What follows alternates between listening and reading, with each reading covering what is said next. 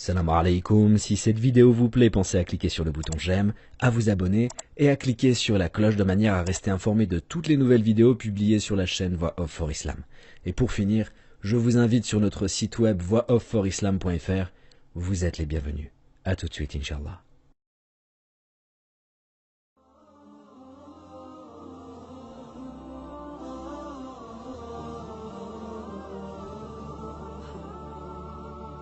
يسعد فؤادي كلما ذكر الحبيب ترنما ذاك الذي رب العلا صلى عليه وسلم نبي رب العالمين الصادق الهادي الأمين الطاهر الدمث الذي للحق صار معلما للحق صار معلما ذاك الذي رب العلا صلى عليه وسلم صلى عليه وسلم.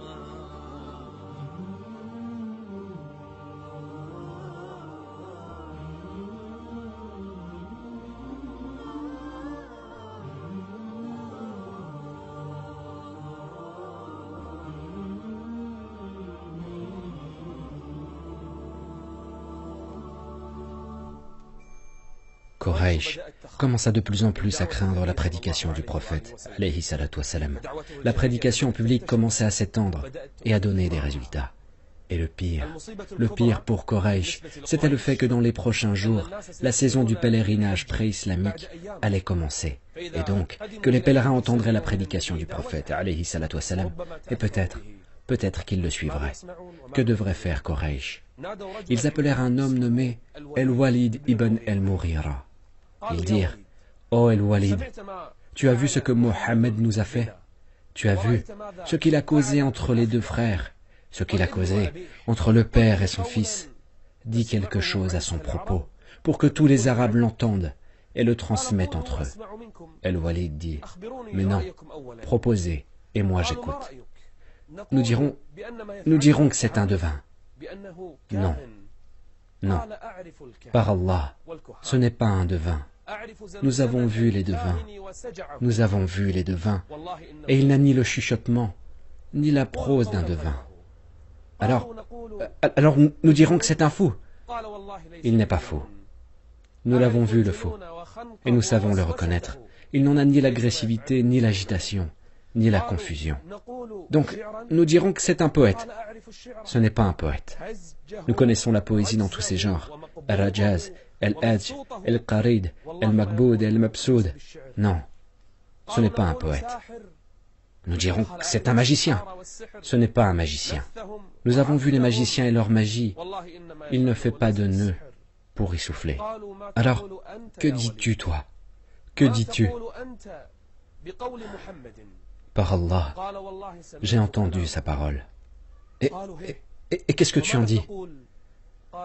Il y a une douceur agréable. Et elle est d'une beauté admirable. Elle a toujours le dessus. Et aucune parole n'est à sa hauteur. Oh El-Walid, que dis-tu? C'était un idolâtre.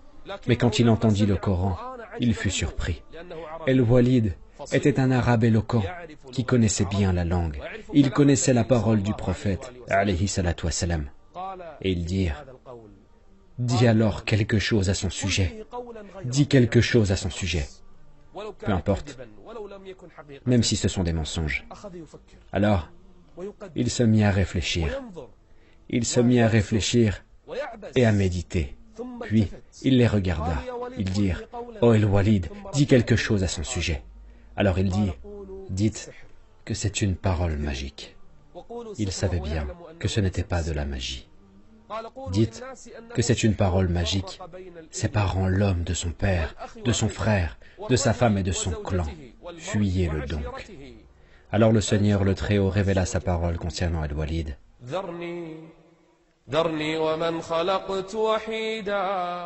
Le Très-Haut parle d'Al-Walid.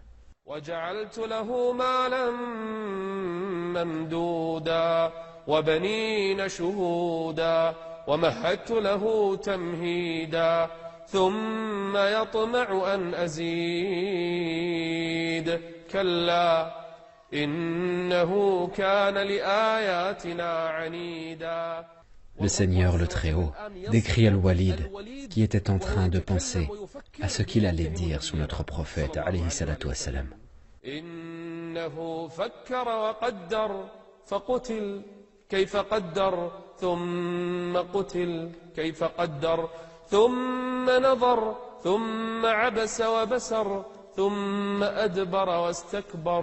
فقال إن هذا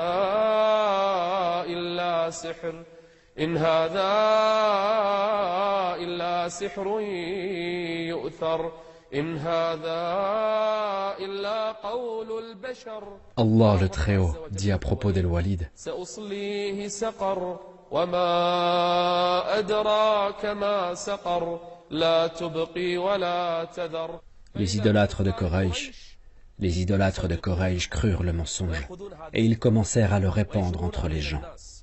Les pèlerins commençaient à arriver à la Mecque et le prophète, alayhi salatu wassalam, accompagné d'Abu Bakr, faisait le tour de toutes les tentes. Il disait: ô hommes, dites, il n'y a pas de Dieu à part Allah et vous gagnerez.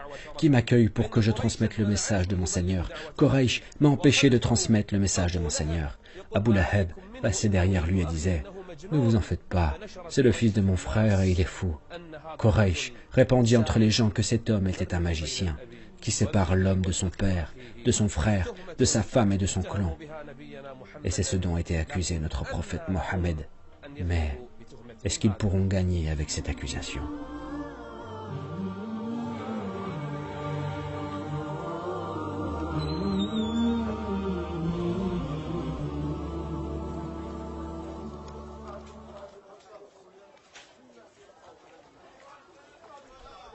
Un jour, les idolâtres furent assis près de la Kaaba, en train de parler du prophète, alayhi salatu wassalam.